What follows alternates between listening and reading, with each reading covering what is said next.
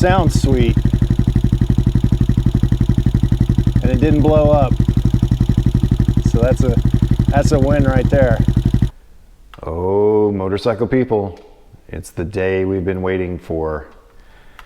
Today we start the installation of the MotoCult Stage 4 Performance Plus kit. Some of you have been waiting on it. I've been waiting all winter on it. It's finally warm enough in the garage. Let's get down to it. I want to say from the outset, this is not going to be a step-by-step installation video. Those videos are already out there. MotoCult did 2 of them, one on a Hawk 250, which is the TT 250's cousin, and another on a Janus 250.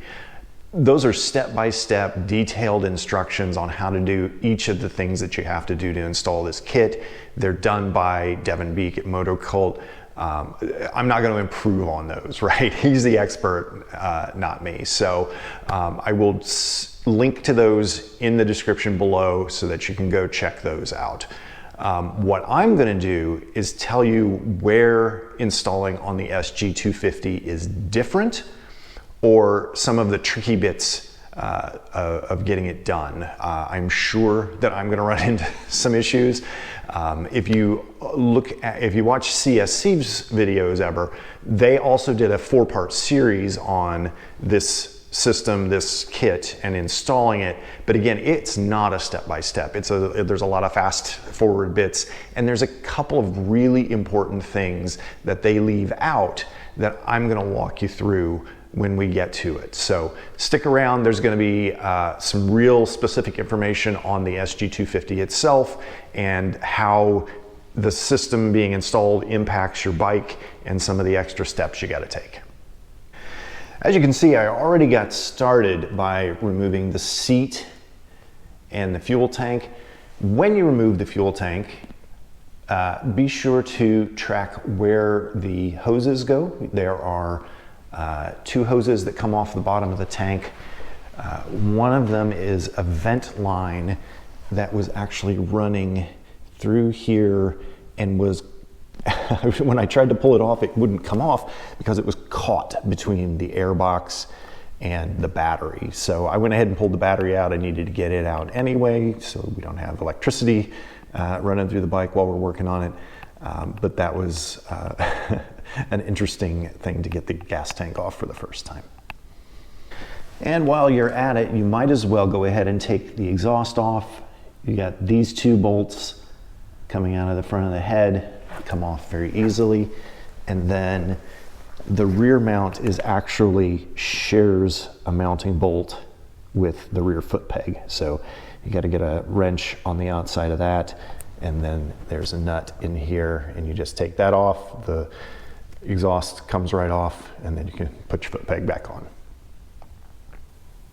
But enough of the yakety yak. Let's get into taking this motorcycle apart. And immediately we are confronted with one of the SG250's peculiarities, and that is the handlebar mounted choke control, which runs down under the bike via a cable to the choke lever here. So one of the things we need to do is get the carburetor out of the bike, and we have this little cable here preventing us from doing that. Now, I have been fooling with it a little bit. There's a slot right here, and so in theory you should be able to just lift up your lever, push your cable over, and work it out of that slot.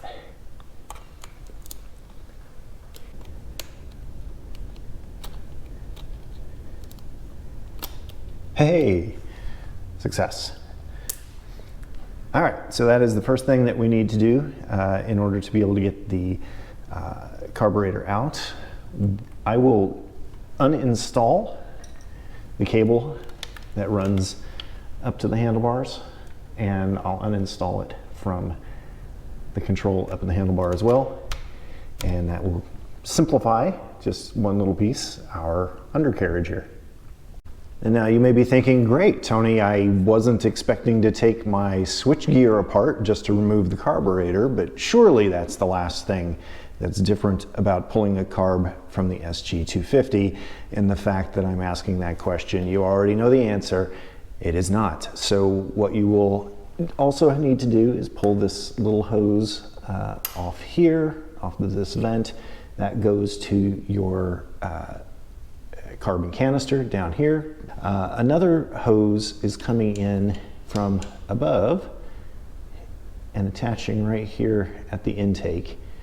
And that also is not pictured or really dealt with on the MotoCult or CSC videos about installing. So what you need to know for now is we're gonna take this little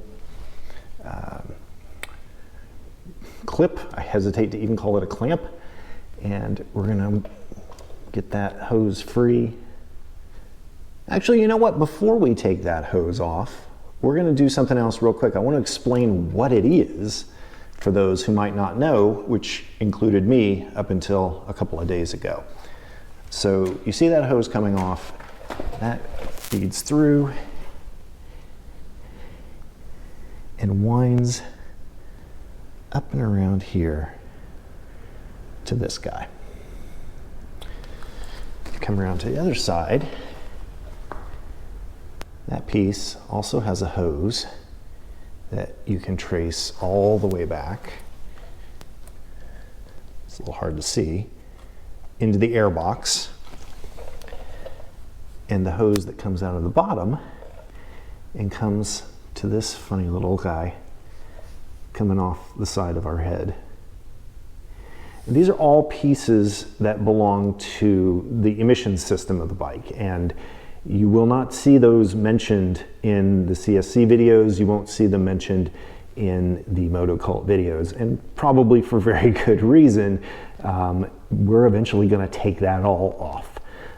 We'll do that when we get there, but just know for now that those are all pieces of your emission system that are not going to make the transition with us to the MotoCult Stage 4 kit. I'll explain a little bit more, but for now, the explanation I wanted to give is that that little hose coming off the intake is a vacuum hose that helps to pull air from the air box and inject it into the exhaust port of the cylinder head. And we'll get to that a little bit more later. In the meantime, I'm going to work that hose off, and then we'll go ahead and pull out the carburetor. All right, so here's a fun little difference I just discovered. In my right hand, I have the airbox to carburetor connector that comes with the Nibby carburetor in the MotoCult kit. In my left, I have the air boot from the stock carburetor and stock airbox. If you look at the carburetor ends, yeah, those match up pretty well. The size looks good. If you look at the airbox ends, not so much. The Nibby connector can fit all the way inside the stock air boot, air snorkel. So I am going to reinstall the stock snorkel, and my expectation is that I'm going to need to use that to get this carburetor installed. I do not see, even applying heat and stretching this one out a little bit, how I would get that to match up. It goes entirely inside the other one. So stay tuned, we'll see. But as of right now, it looks like we're going to be using the stock air snorkel. All right, next up on the agenda, we're going to remove the side covers on the left side of the engine. I already pulled the sprocket cover off. We're going to then go to the starter motor gear cover and then the entire left side cover. All of this is going to be done primarily with an 8mm socket and my trusty T-handle. And once we get that side cover off, we are looking here at our stator and our flywheel. And you're going to take that side cover. The wiring is still connected, so you just want to sort of balance that side cover on, it kind of wedges nicely between the shift lever and the foot peg, and it can just hang out there. You just don't want to have any tension on the wires. And then next up is going to be removing the flywheel. It's going to take a 14 millimeter socket to spin that bolt out of the middle, and then we will use the MotoCult flywheel puller to take that on off. Okay, I finally got this son of a mother off. It took a lot of doing, and the main problem, if you've never taken a flywheel off before, is that the flywheel wants to turn with the bolt as you're loosening the bolt. I thought I would show you real quick my solution to this. It's inelegant, but it worked. What I took was a rubber pipe wrench, rubber strap pipe wrench, got it good and tight around the flywheel after using a paper towel to dry as much oil as humanly possible off of the flywheel. And then I popped the handle behind the starter motor shaft here so that as I turned the bolt, and the flywheel tried to go that way with it, the handle would get cranked harder and harder, holding the flywheel in place. So that finally worked. Two impact drivers by themselves couldn't do it. Eventually I had to get the rubber strap and just socket by hand, but I finally got it. So we'll go ahead and take that the rest of the way out. And our next step, I'm just going to set it up on the tripod here, is to just spin the flywheel off with the puller that comes in the MotoCult kit. And I have to laugh. You know, when you watch the MotoCult installation kit, you know, Devin is like holding the flywheel with his hand, and he's like, you know, I just hold it here to keep it steady, and then uses looks like a pretty powerful impact driver to pull it off. That I guarantee that flywheel has been off before. This one was extremely difficult. The bolt was torqued down really hard, so holding it like this is unlikely to be a successful strategy. So we're going to take the flywheel puller that comes in the MotoCult, this magneto puller, and it just threads in righty-tighty.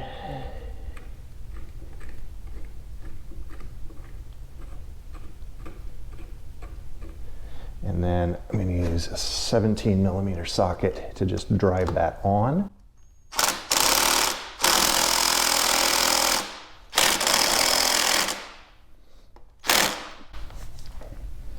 Or once again, maybe not.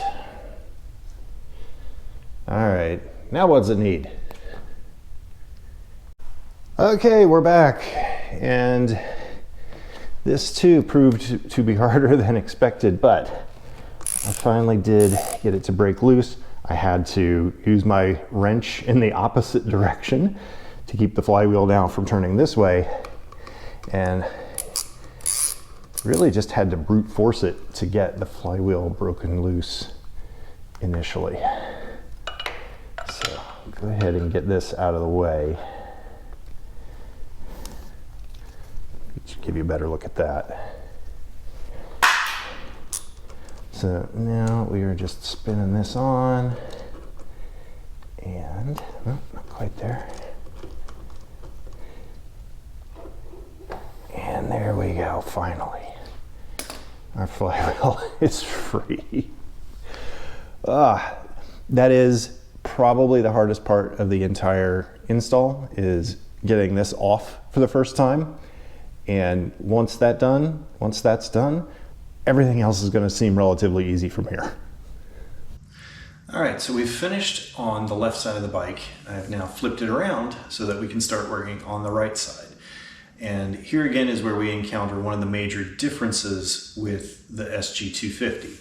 As I talked about before, coming out of the head, you've got this little pipette here that comes out of a port on the side of the head, goes into this little valve, which is a vacuum operated valve. Sometimes these are called secondary air systems. Sometimes they're called pulse air systems. The important part for you is that it's an emissions control device that helps your catalytic converter work better, but the MotoCult kit, the muffler has no catalytic converter.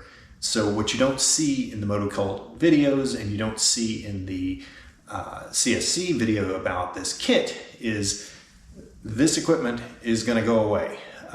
It's actually kind of funny in the CSC video as you're watching essentially in one shot it's there and then we cut to the next shot and it's gone. Nobody's being nefarious. It's just for legal reasons I can understand not wanting to say, and now you take off your emissions equipment. So I don't blame anybody for not wanting to get into that, but you ought to know that when you're getting ready to install this kit. So we're going to replace that head with this one. And I'll try to hold it up here if you can see where that port is on the stock head. It's just blanked out there. So the next thing I'm going to do is remove this equipment simply to make more space. It's tight. Everything in here is tight. And so room is their premium. I think it's worthwhile to go ahead and take this off since we know we're not going to use it and get it out of the way.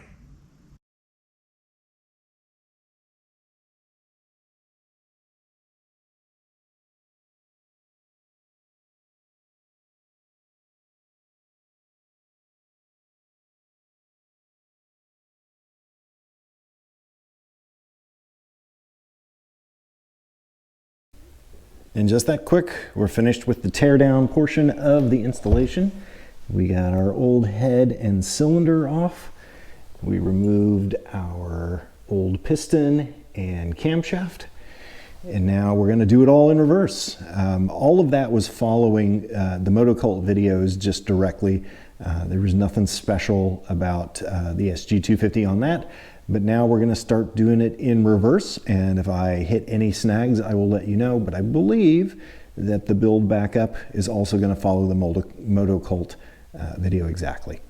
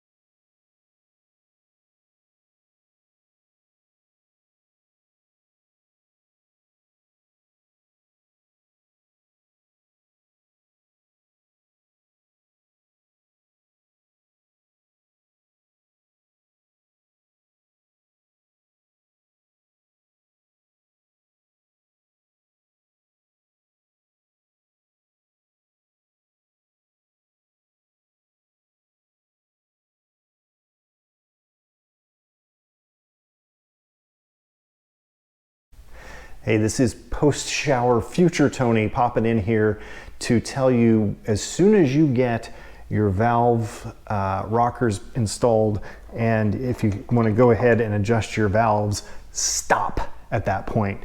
Do not take the new valve cover in the MotoCult oil cooler kit and go ahead and install that. There's something you need to do first that's not mentioned in the regular stage 4 install videos, and that is this. And let me grab it so that you can see up close.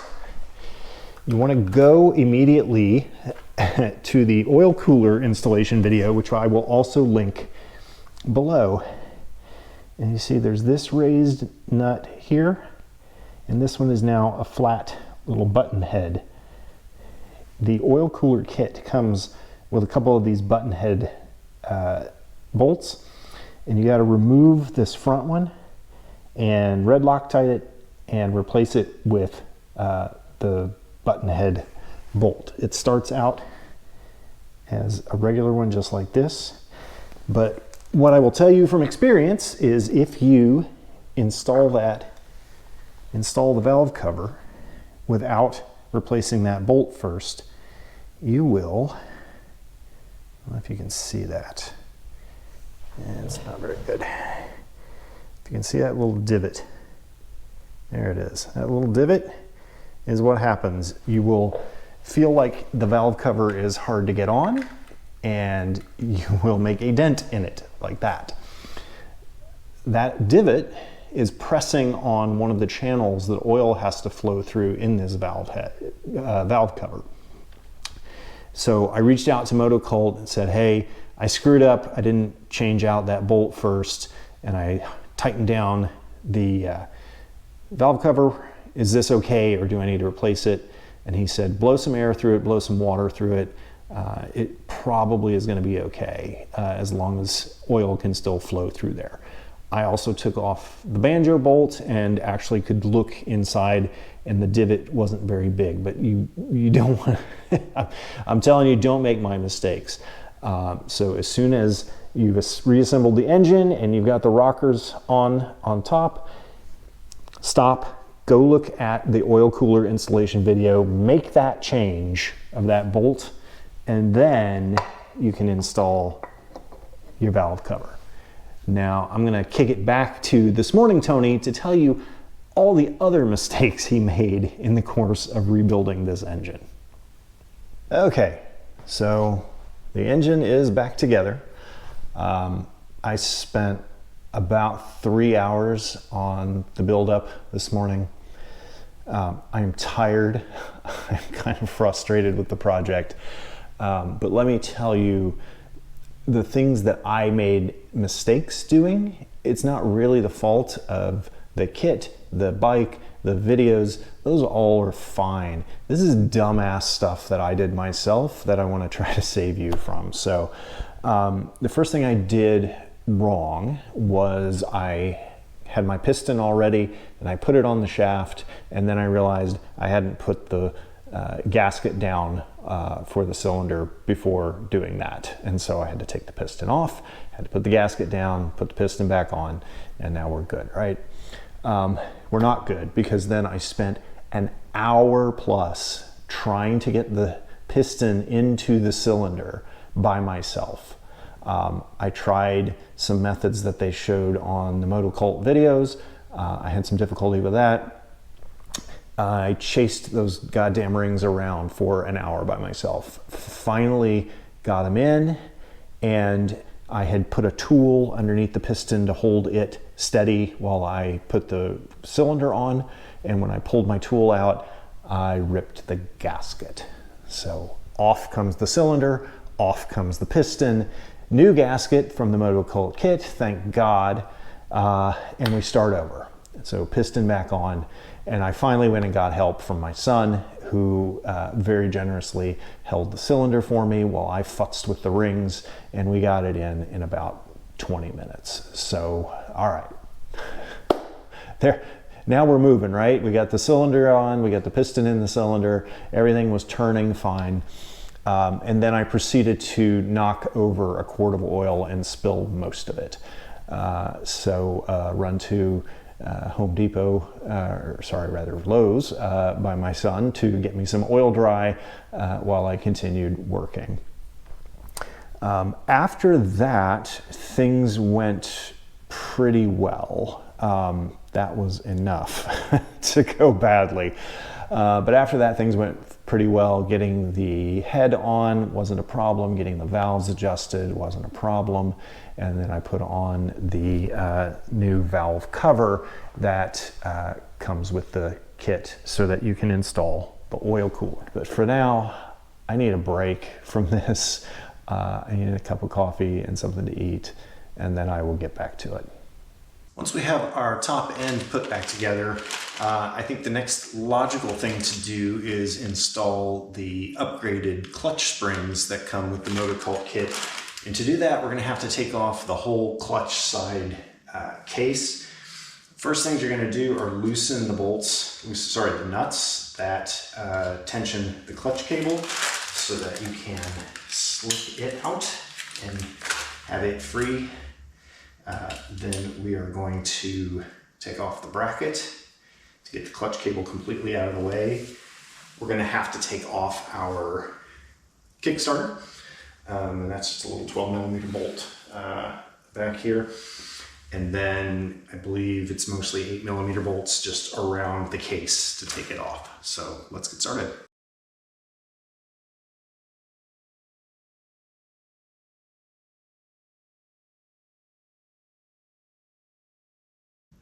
Okay, so we've run into one of those fun little peculiarities here. I was trying to take this case off, and as you can see, this little bar here prevents the case from coming off. So I'm going to have to get under the bike, and it looks like there's just 4 bolts holding this little bar on. Honestly, I'm not entirely sure what it does. It looks like it could just be like a stop for the Kickstarter. But anyway, it's got to come off if we're going to get the side case off. Never a dull moment.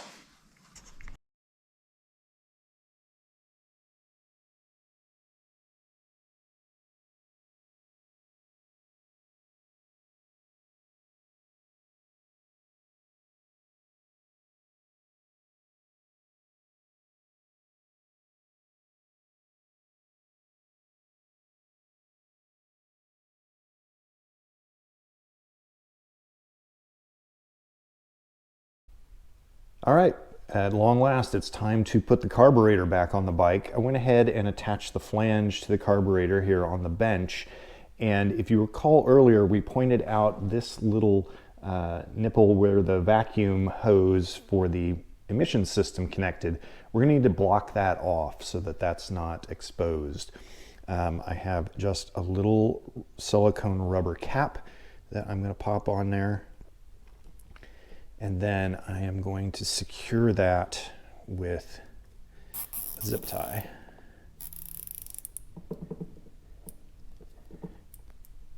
Crank that down as hard as I can to make sure that doesn't come off. And then clip the end.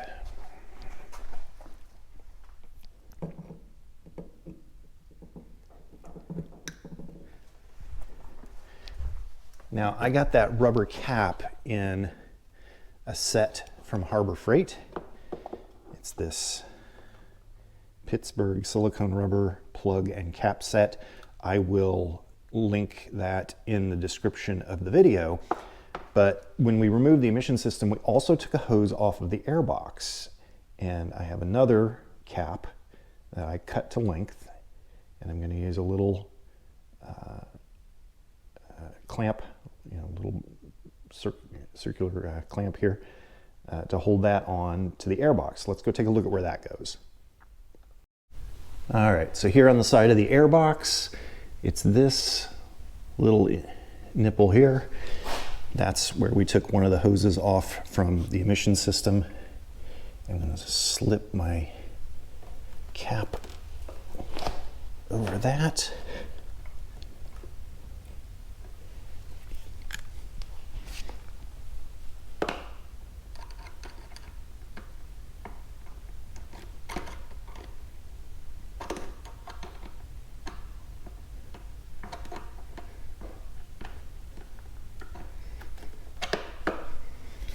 Tighten that down and we're good to go. I don't love that it's a pink cap, but that was the best size from that set that fit this one. And it's gonna be behind the side case anyway, but you gotta make sure to get that covered off as well as the one on the intake flange. As I mentioned previously, we are gonna use the stock air boot from the airbox to the carburetor. I was able to confirm that watching some of the CSC install videos. They didn't specifically mention it, but by zooming in on certain parts of the video, I was able to see that they did use that stock air boot.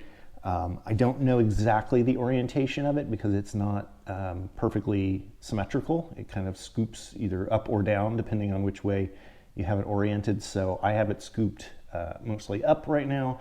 It looked like in the video that was kind of how they had it oriented, but if necessary, I'll have to just rotate that around to get a good fit directly in. So let's give it a shot and see how it goes.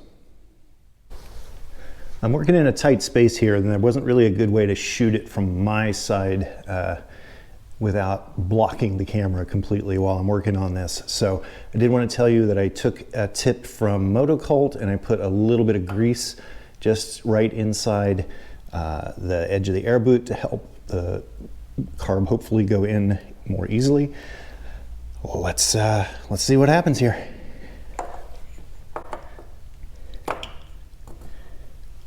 Oh, this is tight. I mean, this is tight.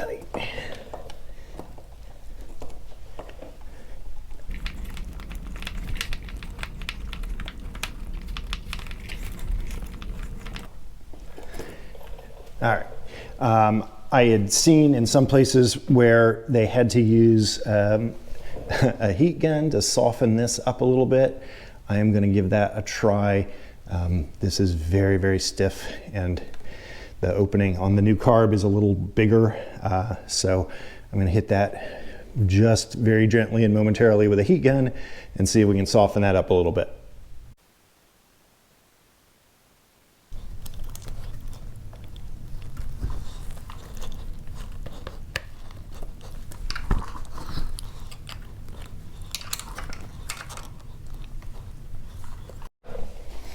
All right, I'm having a lot of trouble there, so I've decided to take the air boot off the bike, and I'm going to heat it up a little bit and then try to put it on the carburetor and then slide the whole unit back in.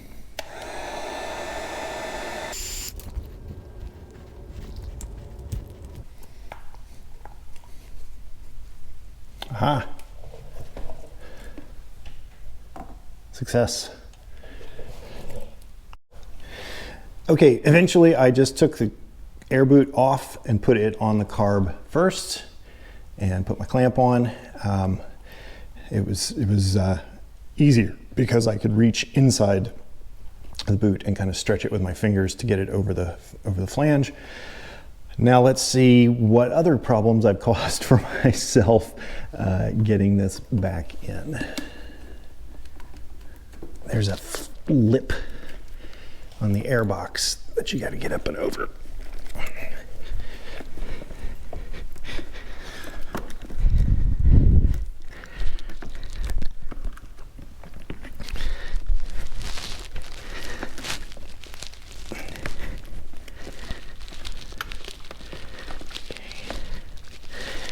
We're on the bottom. And now we've just got to coax it up over the top. Yes. All right, we are on.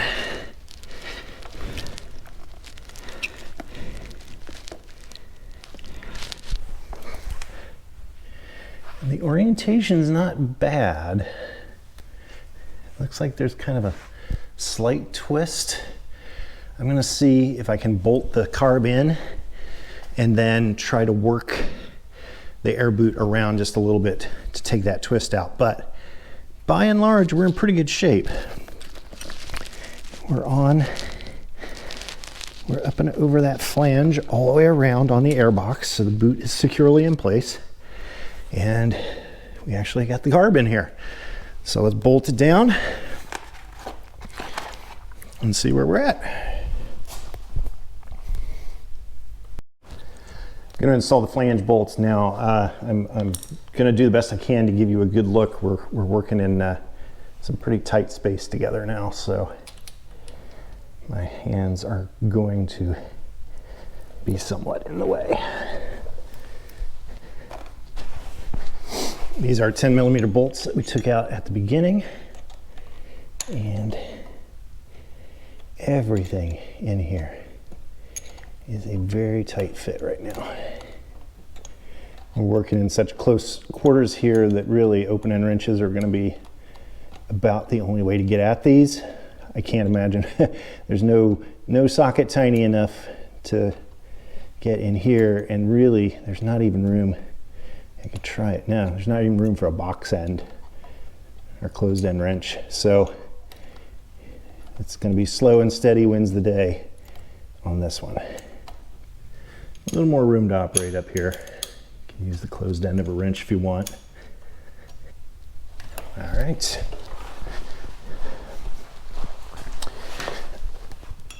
I had already assembled my slide and everything, but I am looking at this now, and I do not know if I can get that back in there.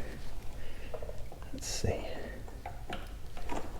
Oh, it's so tight in there. It is so tight in there. Okay, so I'm going to have to undo the flange bolts, drop this down a little bit so that I can actually get my slide in, and then cinch everything back up. So another lesson learned. Before we tighten this up, get the slide in and have your cap back on your carburetor. Yeesh. It's always something, man. All right, here we go. All right, we did it. We did it. There is the carburetor in place. I was able to take out slightly some of the twist from the air boot, but in official mechanical parlance, that is as good as it's going to get. The stock throttle cable did reach, although I had to give it a little tug. I have checked side to side to make sure that it's not going to bind up on us at all. There's basically no slack in the throttle cable, but it is allowing the slide to get all the way down. You can hear it. So I think we are in good shape from a fueling standpoint.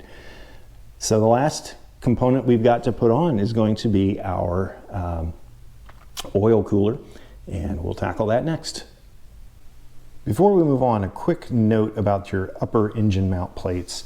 The kit lowers this mounting point ever so slightly from stock. And so what I had to do was take a drill bit and just ream out the screw slots a little bit to lengthen them.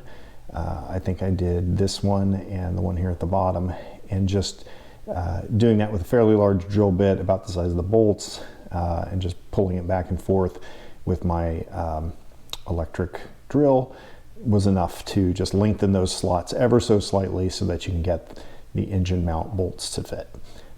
Not a big deal, but just something you need to be aware of, because if you do try to put it on without doing any of that, there's a good chance that you're not going to be able to get it to fit. But hold on now. I said the next component and the last component to put on was the oil cooler, but I forgot something very, very important, and that is this scrumptious new exhaust that we need to install first so that we can start the engine up when we install our oil cooler and bleed the oil cooler. So I'm utterly embarrassed that I forgot this beautiful piece of bling, but we're going to put it on right now, and then we'll get to our oil cooler. Not a whole lot to say about this procedure. We're going to come in with our exhaust gasket in the MotoCult kit, and then we're going to install the header pipe onto these studs here. We'll slip on the slip-on and then connect it back there at the rear foot peg, and that should do it. All right, there we go. Now we are under our brake pedal. Get our lugs started. Gasket's still in there. But I'm not going to tighten these lugs all the way.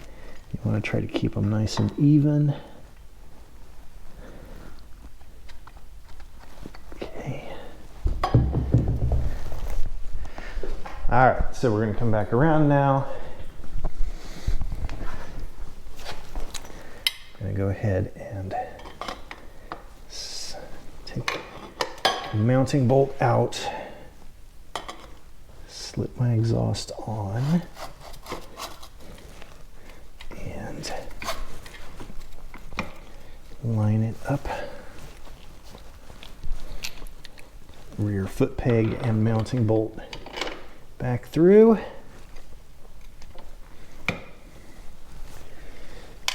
Get that nut back on.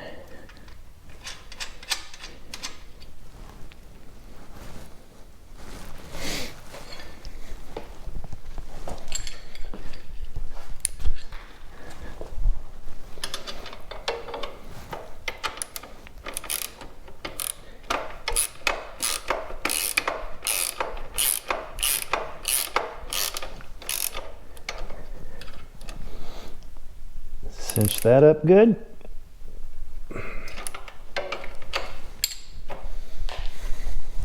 My 12 mil wrench. Start cinching up the lugs.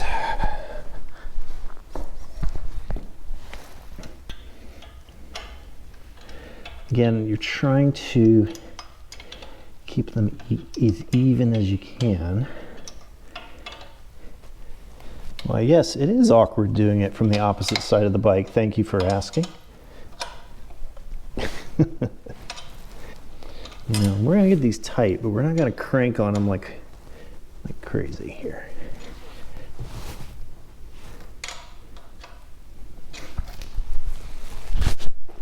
And then the very last thing to do is to go to this middle clamp here where the slip-on exhaust meets the header pipe. Kind of position that close to the junction. And with a 10 mil socket,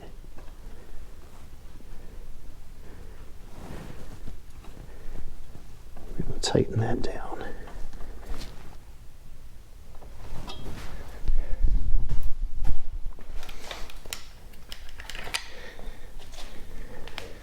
And hot damn, we have got that beautiful exhaust system installed. God, that looks good. Woo! Love it. And now, as I said before, on to the oil cooler, which truly will now be the last part of the kit that we install. First thing I had to figure out with the oil cooler is exactly how it's mounted. So you see it has a mounting hole bracket here on the top, and then this screw bracket on the bottom. Easy enough to see that the screw bracket's going to go around the down tube here on the frame, but I wasn't sure where the top mounting hole belonged until I looked at MotoCult's website and the pictures that they have of the installation of the oil cooler on an SG250, and it's this bolt right here that holds the horn. Now, as you can see, that's not going to work. They can't share space. So looking more carefully at those photos, what I understand now is that the horn is going to get rotated up this way out of the way to make room for the oil cooler. So I'm going to go ahead and do that, and then I will wrap this bracket around the down tube and just get it loosely mounted.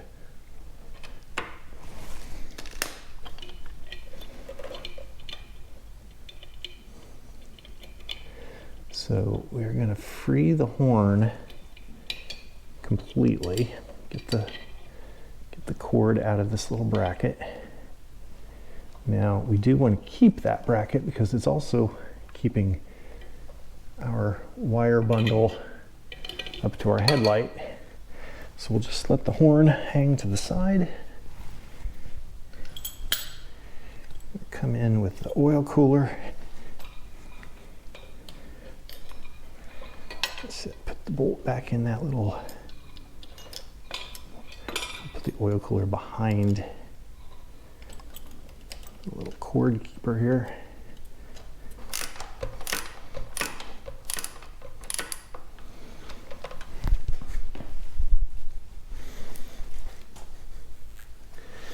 Let me back up a little bit here. We're in awfully tight because I also want to show you what they ultimately do with the horn bracket. All right, once we have our oil cooler started to mount in the front, we're going to come around to the back, take this little bracket, put that on those long screws, and we're going to put in between on the right side, in between our screw and our washer and nut, or in between the bracket and the washer and the nut, we are going to put our horn assembly. this is where it gets moved to so that it is out of the way of the oil cooler. I'm going to tell you right off, I hate this solution. This is what I saw in the pictures on the MotoCult website for, you know, the installation of the oil cooler. Actually, the pictures that are advertising the oil cooler is moving, the solution they had was moving the horn over this way and mounting it to this mounting bracket. That is not where it's going to live. I don't know where it's going to go, but it can't stay there, because I will be damned if I'm going to have that gorgeous header pipe coming out in this cool looking oil cooler, and then, oh, hi, I'm a horn hanging out here. No, sir. We will then tighten up. I'm going to tighten up our 2 screws, our 2 bolts back here, making sure to keep them as evenly spaced as possible. We're going to tighten up our mounting bolt there in the front. And then we're going to be ready to put on some hoses.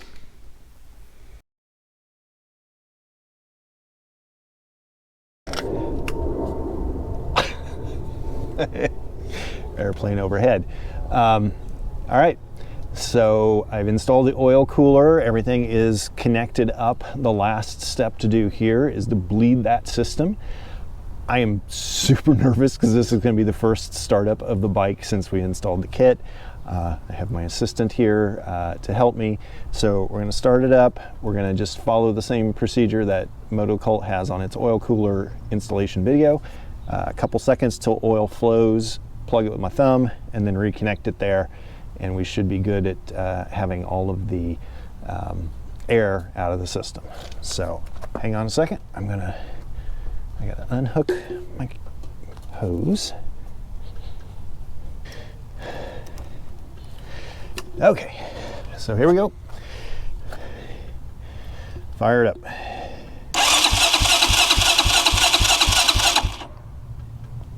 Is the gas on? The gas is on. Okay. Go ahead again. Okay, had to turn the choke on.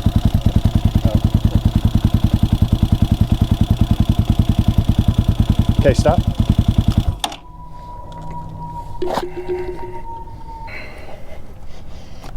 Okay, there we go. All right, back on. A little bit of spillage, but that's all right. I think we pretty much got it purged.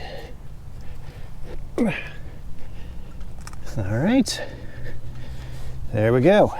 So that should be the last step in installing this kit. Make sure everything's cleaned up. Let's hit it again.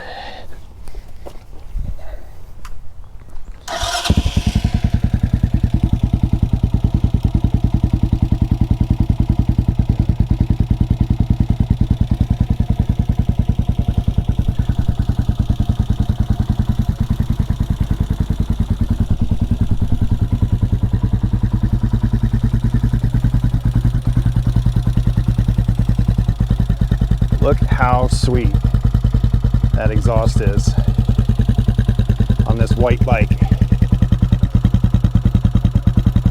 A little load of that sound.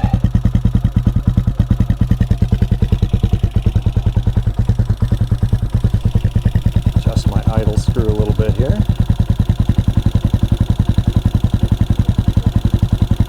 Yeah. This one like automatically turns off.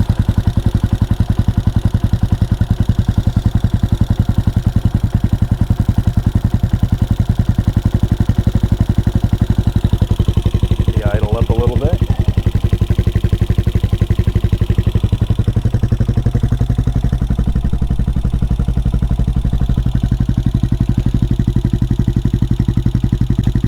sounds sweet. And it didn't blow up. So that's a win right there. I can hear the valves tap, tap, tapping away. They sound happy. Ah, friends. I'm a happy man right now. The bike looks awesome. It sounds awesome. And the next thing to find out is, does it ride awesome? And you will have to come back to the next video to find that out. I hope that was useful. I hope that pulled together everything you need to know if you decide you're going to do this work yourself. All the little tricks and tips and peculiarities that you got to face if you're going to do it with an SG250. Thanks for hanging out in the garage. Stay safe out there, and I will see you back in the next one to give this bad boy its first test.